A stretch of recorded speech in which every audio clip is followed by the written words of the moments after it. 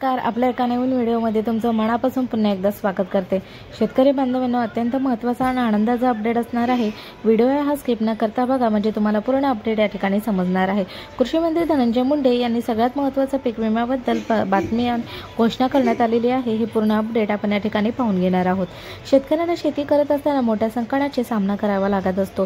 सर्वात मोठे संकट म्हणजे नैसर्गिक आपत्ती, यामध्ये दुष्काळ, अतिवृष्टी, अवकाळी पाऊस, गारपीट आणि हवामान बदलामुळे पिकावर होणारा विविध कीटकांचा रोग प्रतिभाग आणि त्याचबरोबर ते शासनाच्या माध्यमातून अनेक अशा योजना राबवल्या जातात। या योजनेअंतर्गत शेतकऱ्यांना आर्थिक पाठबळ व शेतकऱ्यांना पिकाला पीक विमा अशा योजना राबवल्या जातात। या योजनेमध्ये सहभागी झालेल्या शेतकऱ्यांना नैसर्गिक संकटामुळे नुकसान झालेल्या भरपाई देखील दिली जाते। शेतकऱ्यांना दिलासा देण्यासाठी शासनाच्या माध्यमातून 1 रुपयात पीक विमा योजना सुरू करण्यात आली।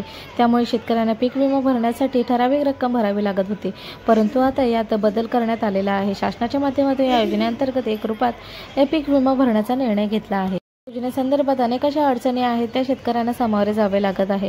त्यामुळे नुकसानग्रस्त शेतकऱ्यांना नुकसानाची भरपाई रक्कम वेळेवर मिळत नाही। हिरकम मिळवताना शेतकऱ्यांच्या दारेवरती कसरत करावी लागते। याच दरम्यान राज्याचे कृषी मंत्री धनंजय मुंडे यांनी मंत्रालयामध्ये कृषी मंत्री धनंजय मुंडे आदेशानुसार या शेतकऱ्यांना आधार लिंक किंवा इतर कारणामुळे पीक विमा योजनेचा लाभ मिळत नाही, यांना ताबडतोब लाभ मिळावा, त्यासाठी त्यांच्या गावातील ग्रामपंचायतीच्या बाहेर यादी लावण्याच्या सूचना देण्यात आल्या आहेत।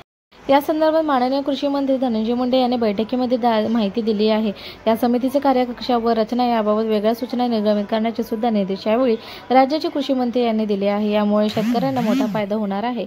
ज्या शेतकऱ्यांचे आधार लिंक किंवा इतर कारणामुळे पीक विमा यादीमध्ये दिसत नव्हते, त्यांचे नाव आता ग्रामपंचायतच्या बाहेर लावण्यात आलेले